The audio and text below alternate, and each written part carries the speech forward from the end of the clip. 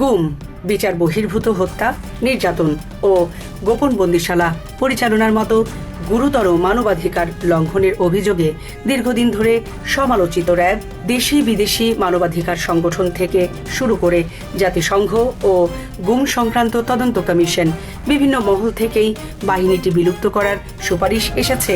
এমনকি বিএনপিও অন্তর্বর্তী সরকারের সময়ে র্যাব বিলুপ্ত করার দাবি জানিয়েছিলেন। কিন্তু এখন সেই র্যাবকে পুরোপুরি বিলুপ্ত না করে নতুন নামে স্পেশাল রেসপন্স ব্যাটালিয়ন বা এসআরবি হিসাবে রাখার উদ্যোগ নিয়েছে সরকার। ফলে প্রশ্ন উঠেছে, এটি কি সত্যিই একটি নতুন বাহিনী, নাকি পুরনো র্যাবই নতুন নাম ও আইনি কাঠামোয় ফিরে আসছে? Premium commercial space is now for rent.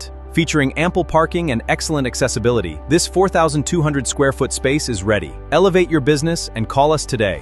গত সোমবার মন্ত্রিসভার বৈঠকে স্পেশাল রেসপন্স ব্যাটালিয়ন আইন 2026-এর খসড়া নীতিগত ও চূড়ান্ত অনুমোদন দেওয়া হয়েছে।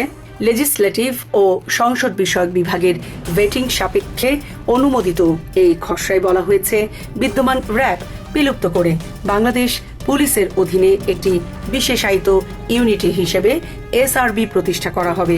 সরকারের ভাষ্য, রাষ্ট্রের প্রয়োজনেই এমন একটি বিশেষায়িত বাহিনী দরকার। সাইবার অপরাধ, মাদক, মানব পাচার, সংঘবদ্ধ অপরাধ ও সন্ত্রাসী কার্যক্রমের মতো অপরাধ মোকাবিলায় বিশেষ প্রশিক্ষণ, সরঞ্জাম ও সক্ষমতা সম্পন্ন একটি ইউনিট প্রয়োজন। কিন্তু মন্ত্রিসভায় অনুমোদিত আইনের খসড়ায় বিভিন্ন ধারা পর্যালোচনা করলে দেখা যায়, র্যাবের প্রাতিষ্ঠানিক ধারাবাহিকতার বড় অংশই এসআরবিতে স্থানান্তরিত হচ্ছে। র্যাবের বর্তমান জনবল, ক্ষমতা, কর্তৃত্ব, সুবিধা, তহবিল, নগদ অর্থ, ব্যাংকে থাকা অর্থ, সম্পত্তি, হিসাব, নথি ও অন্যান্য সম্পদ নতুন ইউনিটে চলে যাবে। র্যাবে কর্মরত কর্মকর্তা কর্মচারীরাও এসআরবির সদস্য হিসাবে গণ্য হবেন। তাদের চাকরির শর্ত পরিবর্তন না হওয়া পর্যন্ত আগের শর্তেই দায়িত্ব পালনের সুযোগ থাকবে। শুধু জনবল ও সম্পদই নয়, র্যাবের দায় দায়িত্ব চুক্তি এবং চলমান মামলার ক্ষেত্রেও ধারাবাহিকতায় রাখা হয়েছে। র্যাবের পক্ষে বা বিপক্ষে আদালতে চলমান মামলা ও অন্যান্য আইনি কার্যক্রম এসআরবির নামে অব্যাহত থাকবে। র্যাবের সঙ্গে করা চুক্তিগুলোও এসআরবির চুক্তি হিসাবে বিবেচিত হবে। এমনকি র্যাবের সদস্যদের বিরুদ্ধে দায়ের করা মামলা বা আইনি কার্যক্রমও শুধু বাহিনীর নাম পরিবর্তনের কারণে বাতিল হবে না। এ কারণে সমালোচকেরা বলছেন, কাগজে র্যাব বিলুপ্ত হলেও বাস্তবে বাহিনীটির মূল কাঠামো ও কার্যক্রমের ধারাবাহিকতায় রাখা হচ্ছে। নাম ও আইনি ভিত্তি পরিবর্তনের মধ্য দিয়ে পুরনো প্রতিষ্ঠানকে নতুন মোড়কে চালিয়ে নেওয়ার ব্যবস্থা করা হয়েছে। নতুন আইনে অবশ্য অভিযোগ প্রতিকারের জন্য একটি ব্যবস্থা রাখা হয়েছে। নাগরিকদের অভিযোগ এবং এসআরবি সদস্যদের অভ্যন্তরীণ অভিযোগ নিষ্পত্তির জন্য 5 সদস্যের একটি কমিটি থাকবে। কিন্তু কমিটির 5 সদস্যদের 4 জনই সরকার, পুলিশ ও সংশ্লিষ্ট ইউনিটের কর্মকর্তা। 5ম সদস্য হবেন সরকার মনোনীত মানবাধিকার, আইন ও বিচার প্রশাসনে অন্তত 10 বছরের অভিজ্ঞতা সম্পন্ন একজন ব্যক্তি। অভিযোগ প্রমাণিত হলেও কমিটি সরাসরি শাস্তি দিতে পারবে না। সংশ্লিষ্ট নিয়ন্ত্রণকারী কর্তৃপক্ষের কাছে ব্যবস্থা নেওয়ার সুপারিশ করবে।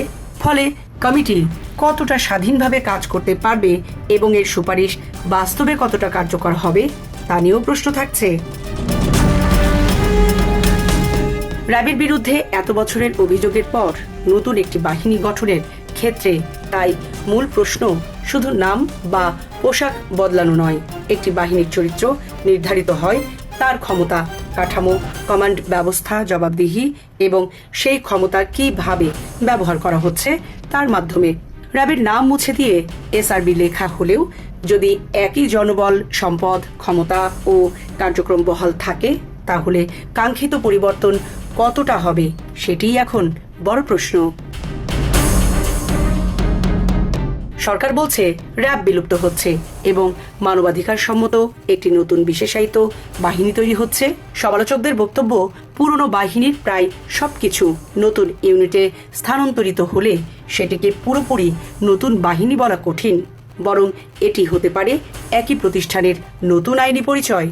জীবন অবাক না করলে কে করবে? 28% মিল্ক ফ্যাটের অবাক করার সাথে ফ্রেশ মিল্ক পাউডার। জীবন অবাক করুক প্রতিদিন। শেষ পর্যন্ত এসআরবি র্যাবের উত্তরসূরি হয়ে একই সংস্কৃতি বহন করবে, নাকি সত্যিই একটি নতুন জবাবদিহিমূলক ও মানবাধিকার সম্মত বাহিনী হিসাবে প্রতিষ্ঠিত হবে?